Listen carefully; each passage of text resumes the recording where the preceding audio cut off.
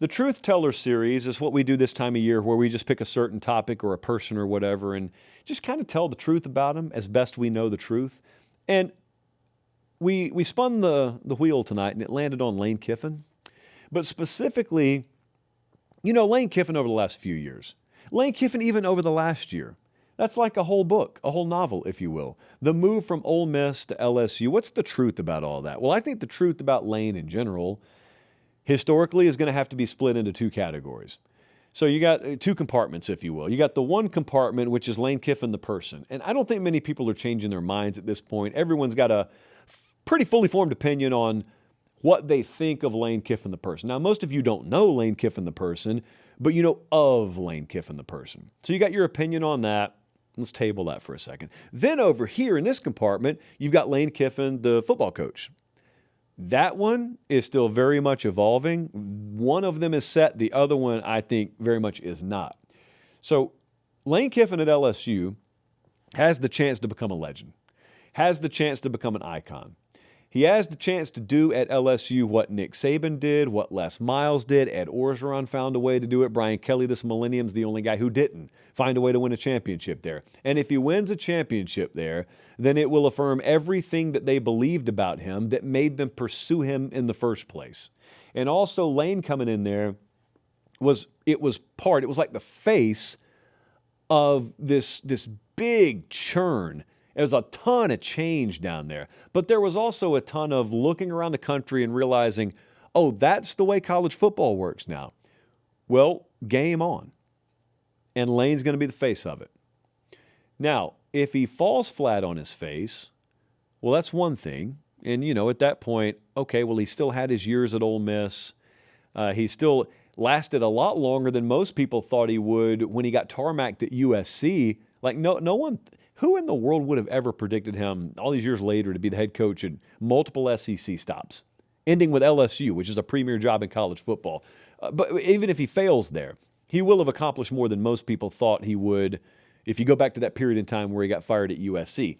But that's not the fun thing to talk about. The fun thing to talk about is if Lane Kiffin gets it rolling at LSU, which he's almost certain to do to some degree, then you will not find probably a more entertaining, must-watch, just fun team to follow. I think about like Shea Dixon, who's just been on the LSU beat for a long time. And I think about Shea Dixon being able to cover Lane Kiffin's LSU. But going back to the decision for just a second, because that was kind of, the genesis for why we talked about this tonight. Hey, do me one favor right here. Look down. Are you subscribed to the channel? If you are, thank you. If you're not, please click subscribe. It helps us keep the show free and free of corporate interference. All right, that's it for me. Back to the clip. Everybody's got an opinion, it seems.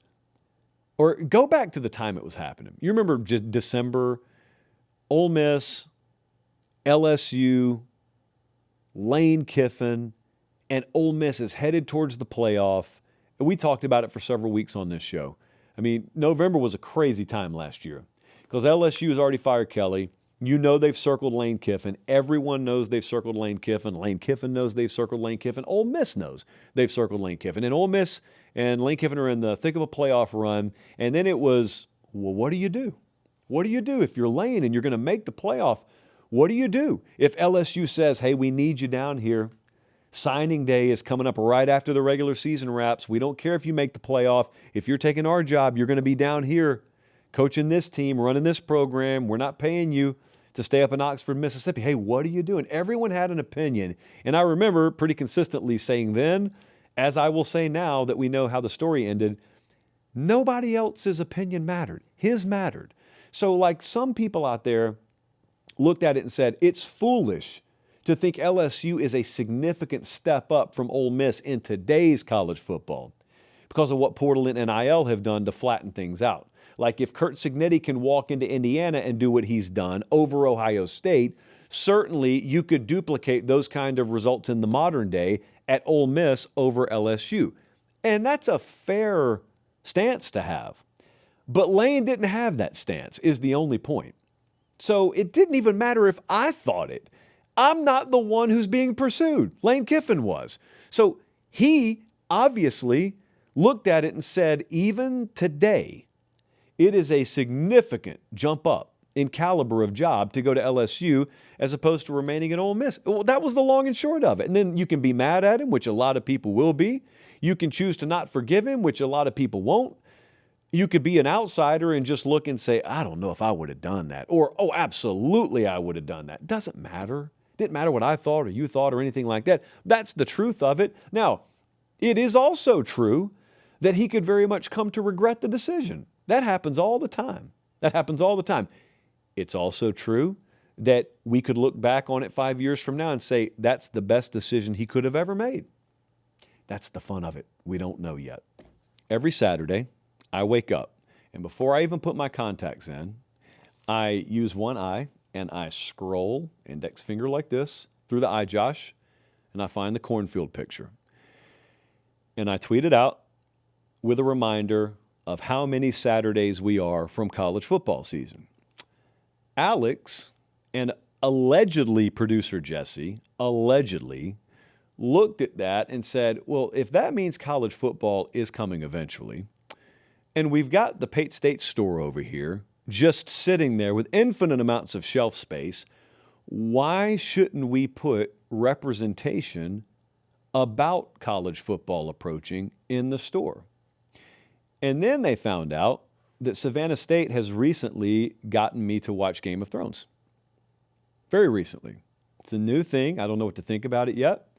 But what I do know is whatever winter is coming means is of secondary concern to me at the moment. Because college football coming is of primary concern. And as you can see here, we have brand new items, not merch, items in the Pate State store to signify that. Football is coming, ladies and gentlemen. It will be here. Now, in the meantime, we can have a lot of fun. Just a sun-filled, vacation-filled summer. And there's also a new shirt for the Pate State Summer Series, just made up right now. But yeah, we got 2 new items in the Pate State store, PateStateMaterial.com.